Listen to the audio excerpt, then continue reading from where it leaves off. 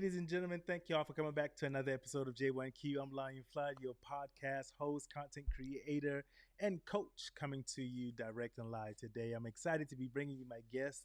I'm going to have her introduce herself in a little while, but a few things we're going to be talking about today is the pipeline into tech. We're going to also be speaking about how important community businesses are and the impact they have for minority cultures, brown and black people, and everyone else in between, the less heard voices. And we're also going to cover a couple of 5 E's, a couple of different things. And I'm going to share with a few of those with you a little bit later, but a couple of them are economic visions, empowerment, and education. Then we'll dive into the other two here in just a second. So without any further ado, ladies and gentlemen, let me bring my guest on for you right now. And we have none other than Teresa Gonzalez. I was trying to roll my R's. I was trying to get that.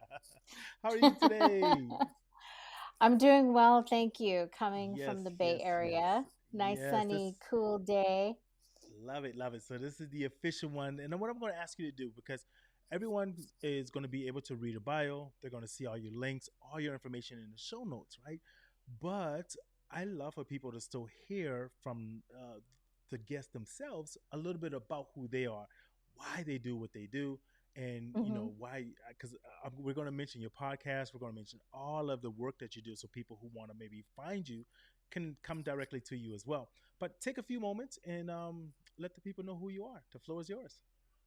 Sure. Thanks for having me, Lion, today. So my name is, you wanted to roll the R's. It's Teresa Gonzalez. I'm from originally Fresno, California, which is the Central Valley here in California. I'm a third generation Mexican American. Our peoples have been out here for a very long time. There's a famous saying, we didn't cross the border crossed us, right?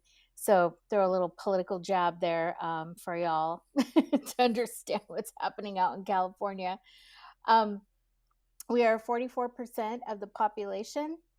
And the reason why I bring that number up is because we index very high in a lot of industries here in California, and yet we are the least represented in a lot of economies. One specifically is technology, which I was in, and usually the only Latina in the room for a number of years. And I started, at first, I didn't question why I was there, but then towards the latter part, I did. I kept saying, why is it after, 10, 15, now going on 20 years, there's still no people of color in technology? So I started to think, why is there an issue? And there is no issue. There's a lot of people taking a lot of STEM classes, trying to get into computer science, getting certifications in tech. There's a lot of small or business organizations that are getting funding to level up and to increase computer tech skills for a lot of communities. And I still don't understand why we're not, indexing high in technology like the big Silicon Valley arena. But there's other industries in California that require tech, I want to say labor, tech hands, tech expertise, and they're not hiring us either. So it just dawned on me that there's a systemic issue here going on. And I said, well, why are we not talking about this when California is 44 predominantly percent Latino? And then I did research where I was at Google, and 90% of Google owns the search market. And across the entire tech industry, Latinos are only 4% across the nation. And when you look at Google and they own 90% of the search market, I'm like, well, why aren't there more Latinos here if they're running and creating, how we live our lives today? Why are we not a part of the, products where we are a part of the products, I should say, but why are we not a part of the product teams? Why are we not a part of their health and education and putting more bilingual services for community? It just really dawned on me. So that's how I got into podcasting, was to talk about these issues in representing not just Latinos, but all of our people of color, because again, it was not indexing, it didn't index high for a lot of reasons. And I thought, there's no pipeline issue. It's just the industries are gatekeeping. And there's research around that too, especially with AI in the mix today, and how the application process is working. There's certain segments and keywords that have been programmed, and that's how a lot of us get kind of filtered out. But the thing is, I don't want to be gloom and doom here. There is a positive side, and it's how we engage through technology, how we put out content through technology, how we share things through technology based on what we do and what we say, on productivity, empowerment, collaboration, and solutions, is what's going to give AI a different lens on our community. So, I hope that kind of well rounds out everything. That's a long introduction there, Lion, but I know it's going to dovetail into a lot of the topics we're going to talk about today. Yes, and I love it. And hey, you know what? The more information people have, the more knowledge and ways that they can go about seeing things that work for them. So if it works, it works. That's all I care about, disseminating that information out there. And I'm just now hearing things that I'm like, ooh, didn't even think about that, right? Just like you start talking about the percentage in Google and the search engine. I'm like, oh, it kind of makes sense when you started saying that. So yeah, we're always bringing out that knowledge. And when you said something that was very interesting, because you kind of touched into the pipeline into tech and stuff like that, and it's a wonder to me that companies, for the majority of part, and please, I'm not knowledgeable about this information, so share with me if I'm kind of taking it in left field here, but companies to me sometimes feel as though that type of workforce is, they're okay, I guess, pay structure, paying them less to get more out of them, knowing that Mm-hmm. most of them are comfortable and not and scared, not they're scared to lose it, so they won't fight to get more. Does that kind of make sense what I'm Mm-hmm. saying there a little bit? Yes, of course, yes. And again, I know that was a deluge of information that I just poured on there before. I got a new But word I'm about to look up: deluge. Let me write that down. deluge. It's like waterfall. Like Yeah. I just kind of dumped it all on you. Um, the thing is, we're when we get into tech, right? And the I want to say the golden carrot and apple is getting into Google, Facebook, Apple, all the big tech industries. People don't want to work, especially the young workforce now. That's a dream job for them, and it really is. It's really powerful. It's a lot of you see the work ethic, and you start to really see the haves and the have nots there. And I can just tell you from my experience when I first got into tech, it's a funny story. I always say, my family never talked about college. My family never Mm. discussed, like, here's what you're going to do. This is the pathway. Education is a way. They said, yes, you're going to graduate, but there was no like, okay, what are you going to do after that? You're going to go to college. What college? What do you want to do? What's your interest? We didn't have those conversations at the table. We didn't have any conversations about investment and savings, and how are we going to pay for ownership of our house. We always rented. And a lot of people of color, I don't want to say everybody, but when you come from income disparity, and my mom was a single mom with two kids, and her only way to kind of help us was through marriage, right? And a lot of people tend to do that. But for me, I saw, no, I'm not going to do that. I want an education, and I want to see the world, because I saw limiting factors with between my grandmother and my mother, and the world was changing, and it continues to change. And now we have more access to seeing parts of the globe and wanting to explore than we ever have, right? I mean, when you think about, and I'm dating myself here, the television as the first communication channel for us to see things, what was really represented to us, right? It's like 90210, right? And it was, Dallas and The Love Boat. That was the only diversity show I think I ever saw. And Fantasy Island, right? It's like you remember those shows if you're this old. Oh yeah. Yes. Boss, the And it was always, plane, the not. plane. I never saw any Latinos except on Fantasy Island. Oh goodness. The plane, boss. Oh yeah. Right, right. So, I guess getting back to my point is that when you have these discussions, which other folks do have, there's a pathway, right? There's a pathway, and you start to think about your life in a financial structure.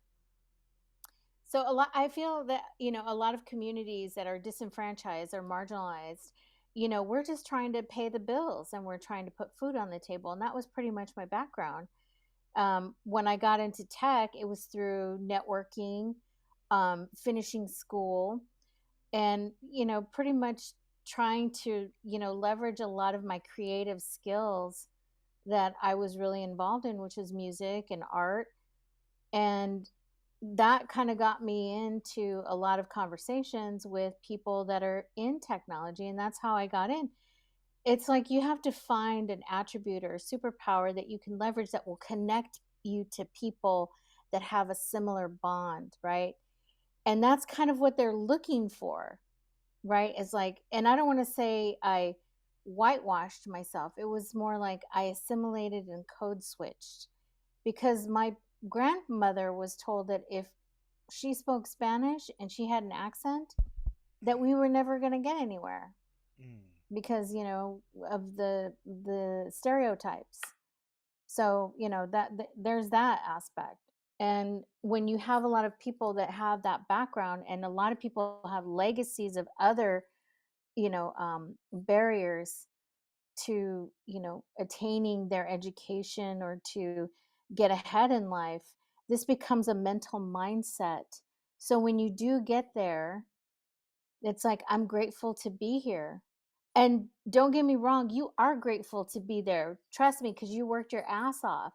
But at the same time, there's a power play here of dynamics where, wait, I should be valued market rate for my work, right? I should have the same pay as this person over here and not be contracted for less.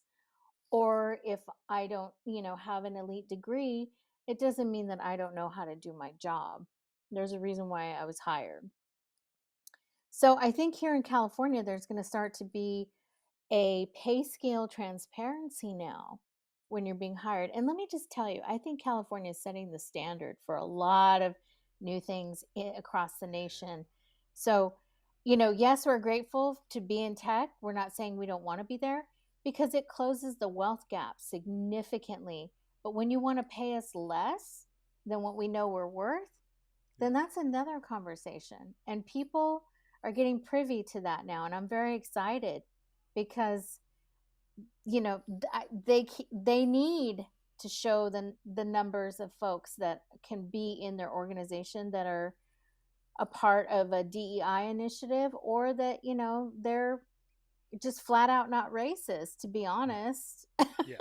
Yeah. And I love that because some of the things I've been reading that it seems like the shift or whatever is happening where people are not afraid to ask someone else, hey, what is your salary? But to kind of see that discrepancy and like, wait a minute, Hmm. whereas before everyone was so frightened to even say what they made, or it was like it was taboo in the office that you were going to get canned, fired, Yeah. whatever, if you started speaking on that. So yeah, I'm so glad Well, that that's starting to Latinas are happen. still the lowest paid minority group across the board.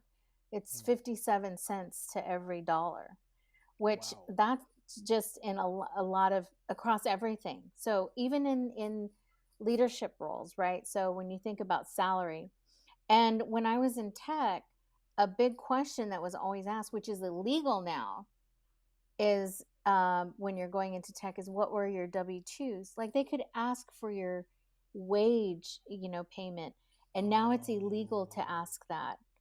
It's wow. illegal. Yeah. And a lot of people don't know that, right? It's illegal to Yeah. ask for that information.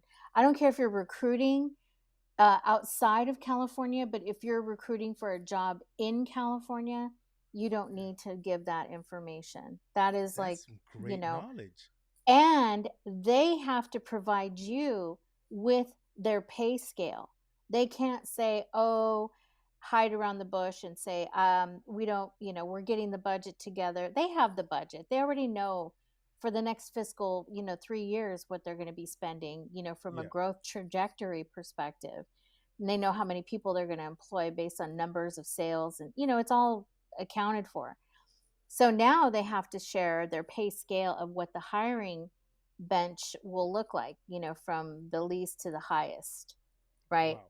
They can't say, oh, they can't make up any story, basically, is how Yeah. it is now. And thank God, because, just think of how many people are being kept out of the industry because of those questions. Yeah, and they don't even know that they shouldn't answer it, or they, that they don't have to most of the times.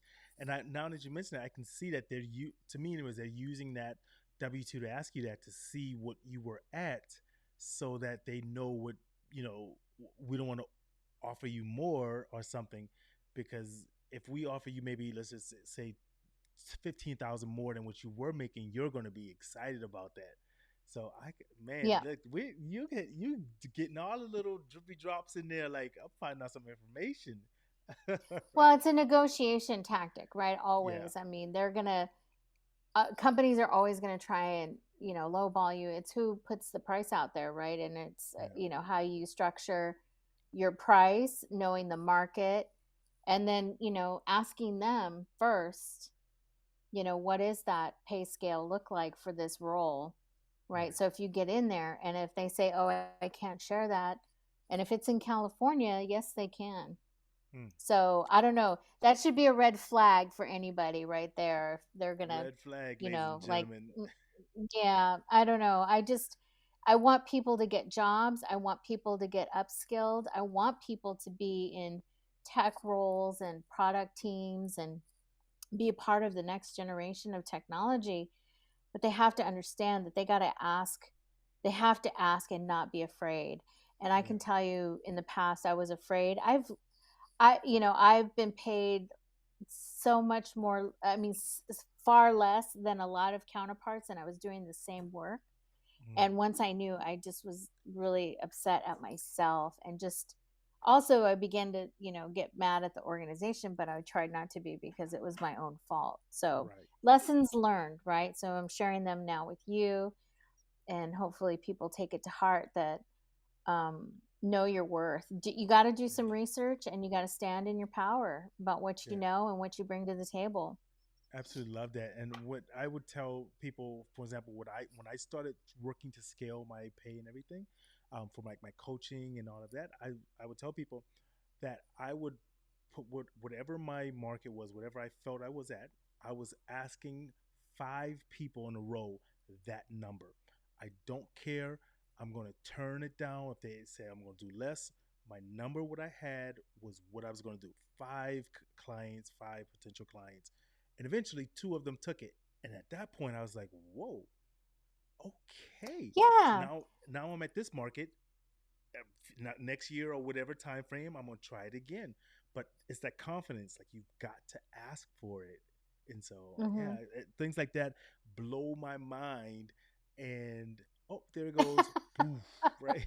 so so let's talk a little bit about Hmm. community, because that, I think, could also be a big impact in how community businesses support and impact the neighborhood and everything around it. What are some thoughts on how that transpires into that?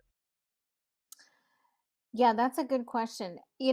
There's a lot to unpack there because a lot of people have side hustles, right? Because, again, they're not getting paid what they're worth, or they're not finding job satisfaction. And so they want to be creative and do this thing on the side to have extra money.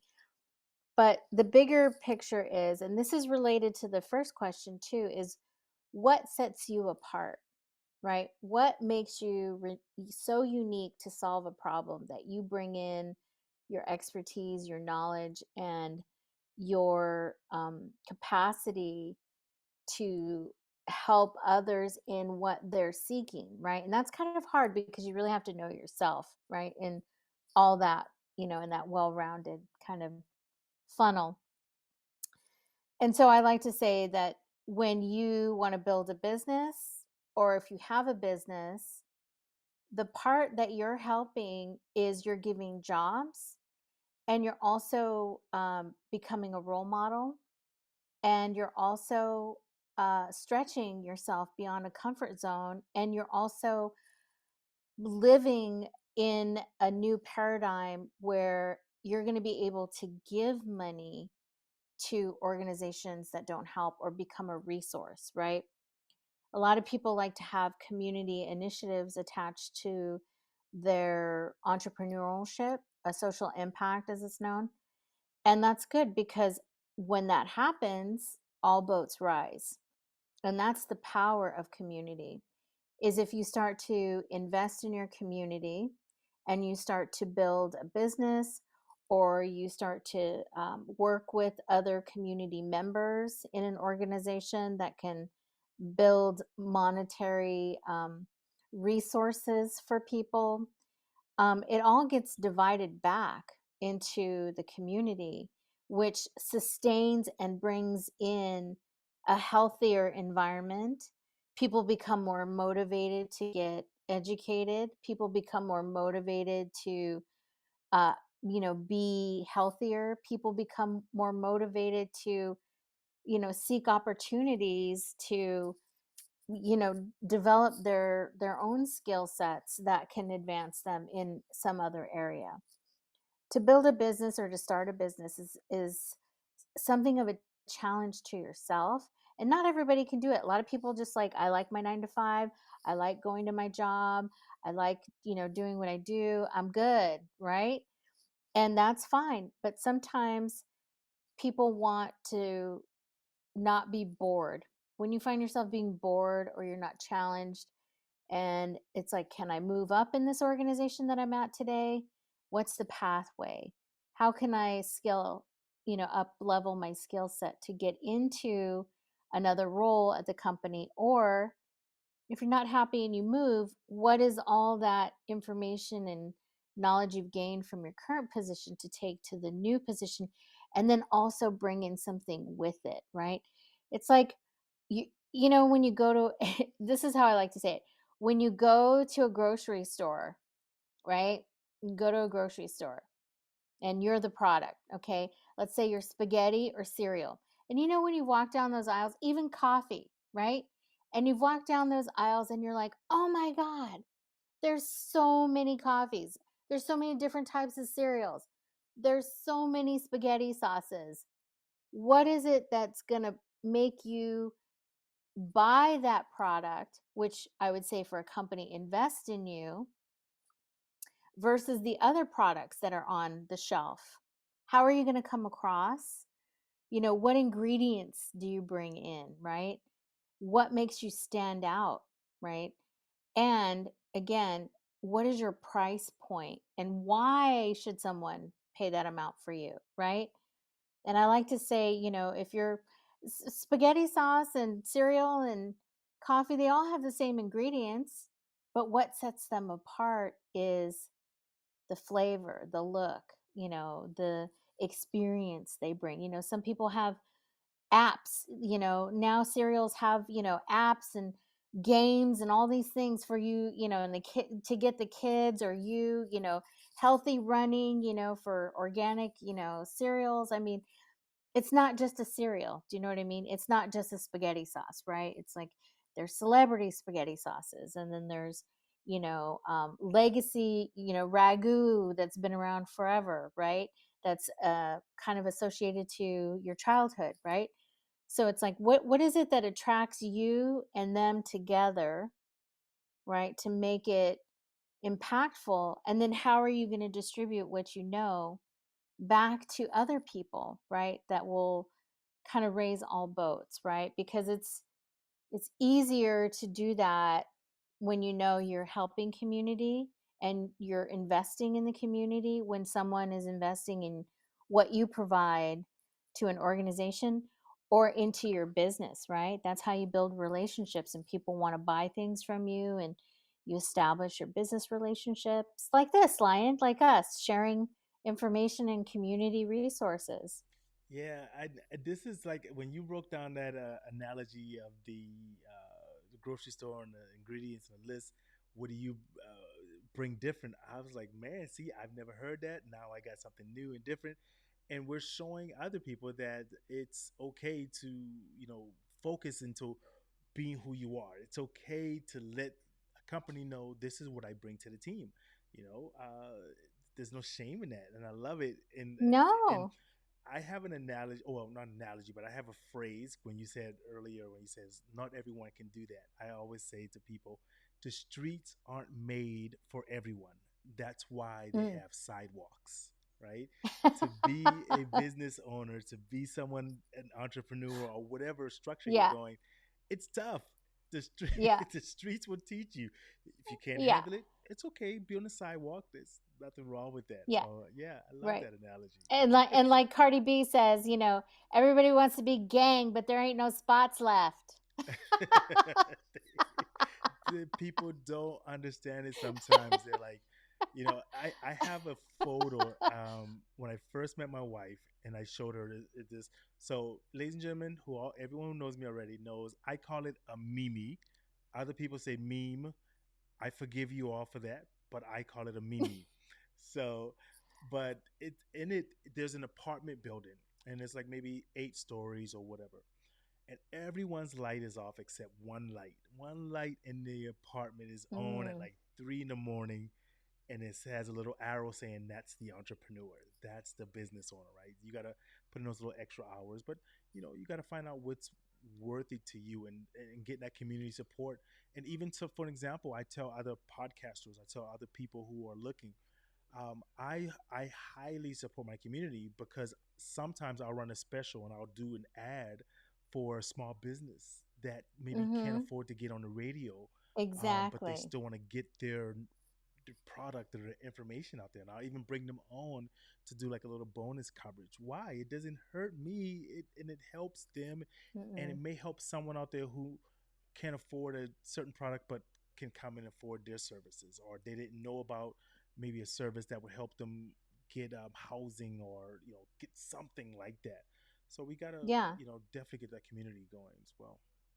Yeah, when you have a platform like this, and that's the other thing, when you have a platform that when you're building a business or a platform or something that is going to leverage more than just, what you're offering, it's other people.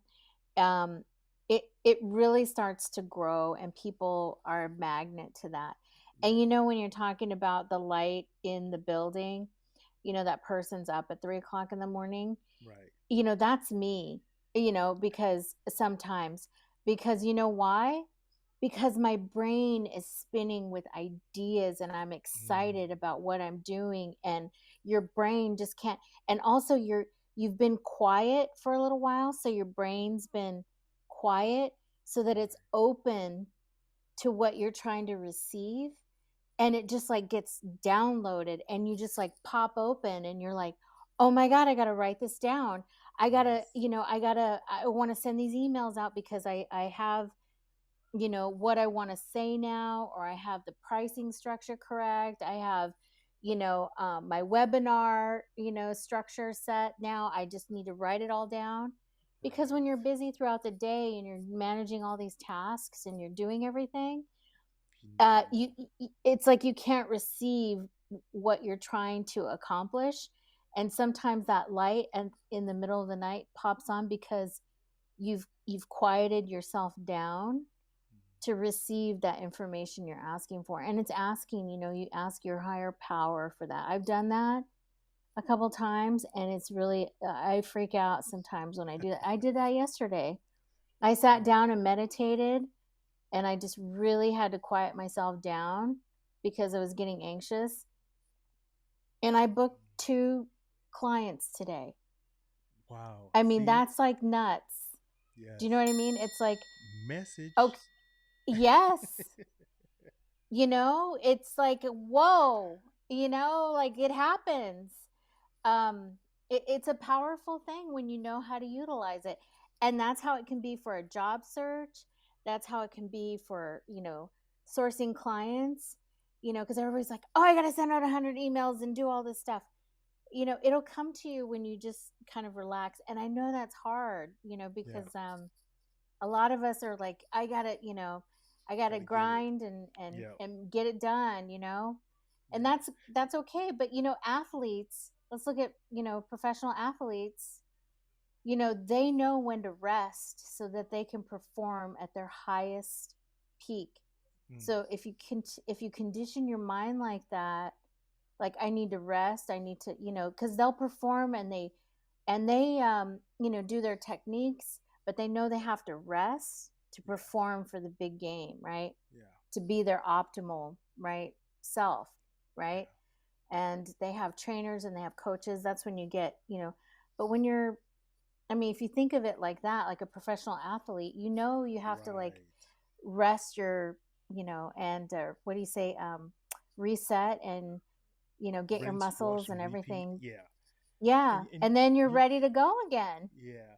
And what I tell a lot of people sometimes also, and this was hard for me to do because as an entrepreneur, as someone who's working a grind their business, you want to keep control. You want to make sure everything's right, and Yeah. someone else can't do it the best. But delegation is great, and collaboration, right? Systems will help you so much if you find a pattern of like on Mondays is this, on this day is Hmm. this, instead of like what's today, what oh my goodness, is this then now you're stressed and this. So yeah, I highly believe in that. So Yeah, that is time so great. management is a skill for sure. Yeah. And you have to know how to work your calendar. But it's hard, it's all hard. That's why I'm saying, it sounds cool, like, yeah, I want to be a business owner and an entrepreneur.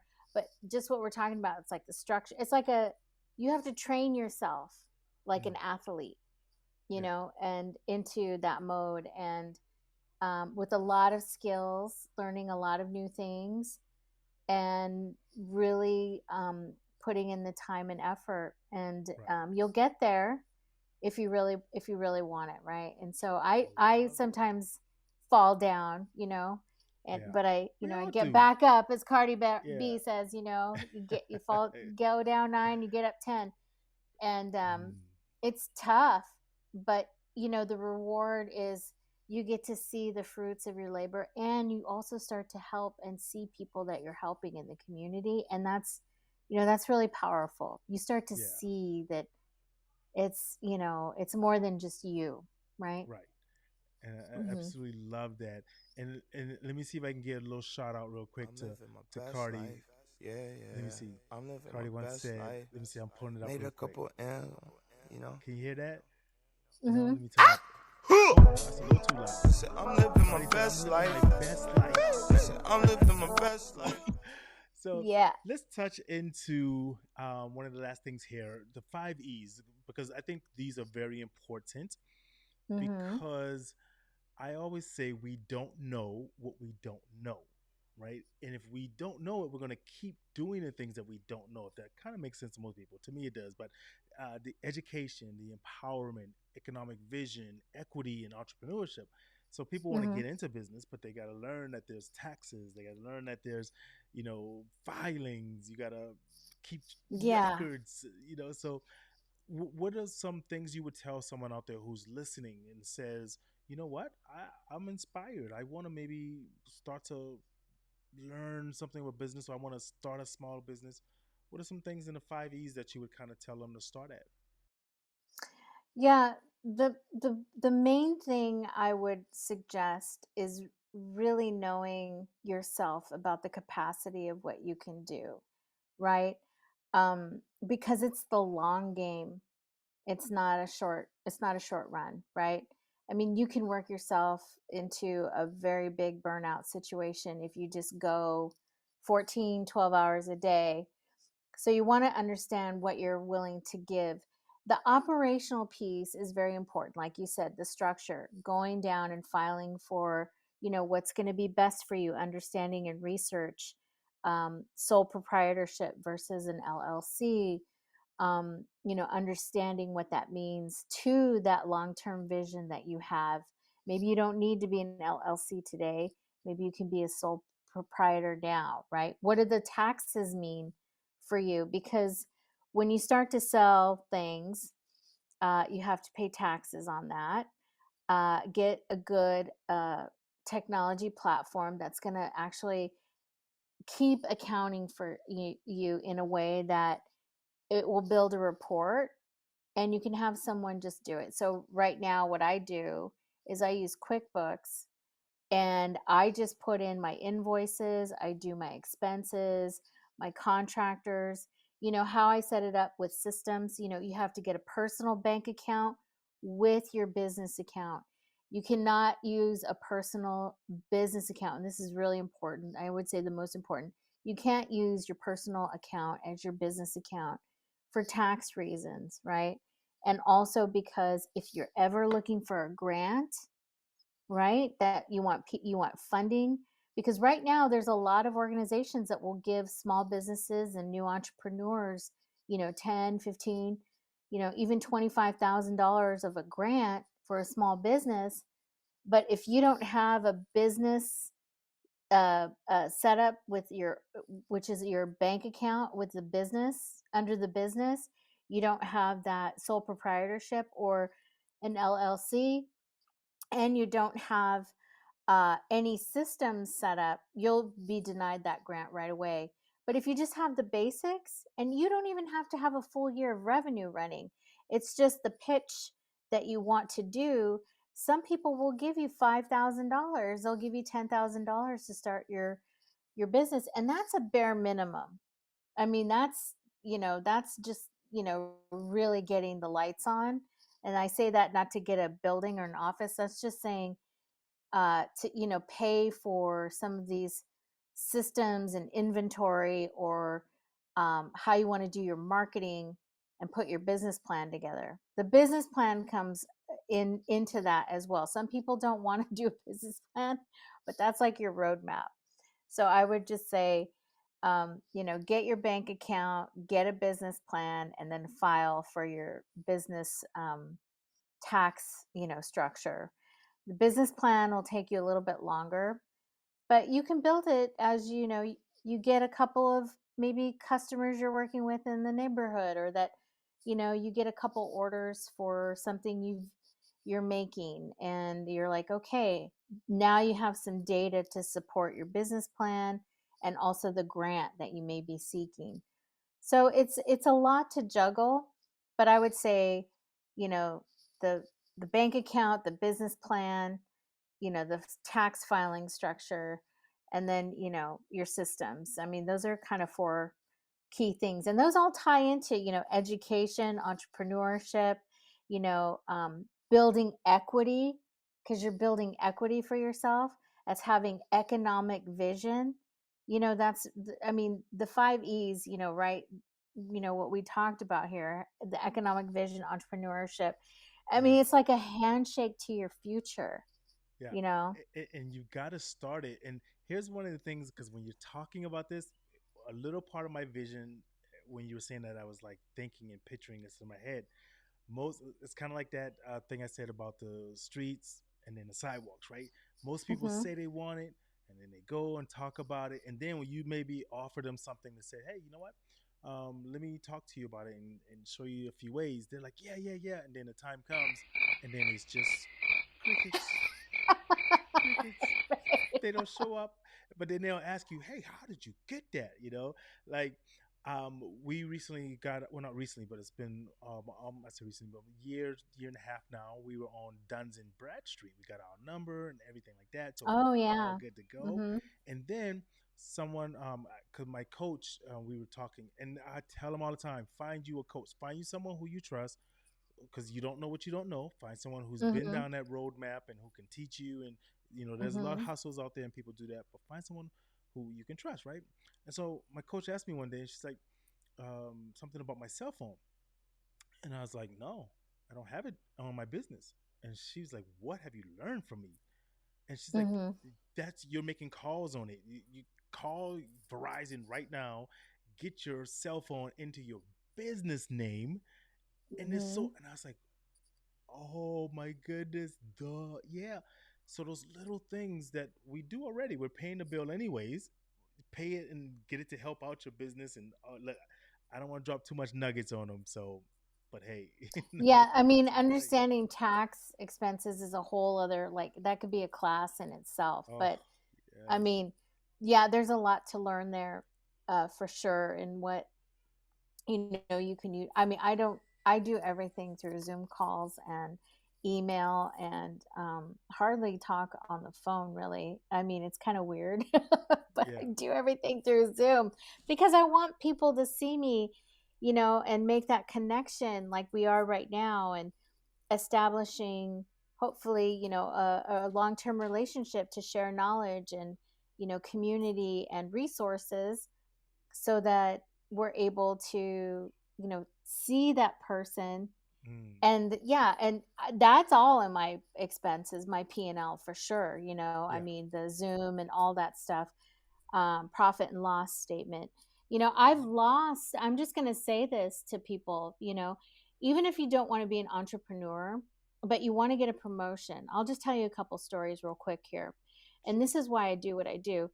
um, I've been denied promotions when people have looked at me because they've asked me, Teresa, and this was when I was younger, right? And they saw like opportunity, but I wasn't really, privy to it because, again, I didn't have any mentors. I didn't understand. And they said, can you read a P&L statement? Do you know how to, set one up and read it?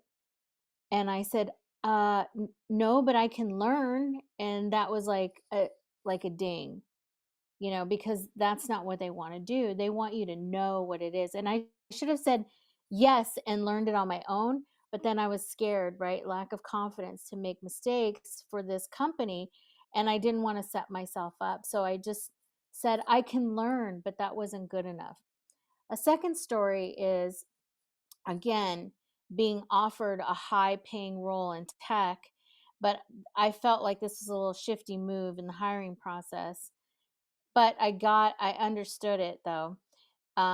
Afterwards, is they asked me a question about stock options, and they spoke in acronyms, which I didn't understand, which was RSOs, right? And they were like, so how are your RSOs, and how do you, work that out if you leave this company to over here, blah, blah, blah. And I was kind of going around the question because I'm like, oh my God, what's an RSO? What's this? What is this? Like, I've been tech for all these years and I don't understand. And I said, the short answer is I don't have any RSOs. That's what I said. And they're like, oh, okay. And what happened is I didn't get the job, but I understood why they asked me that question. Because if I was hiring a person on my team and we had restricted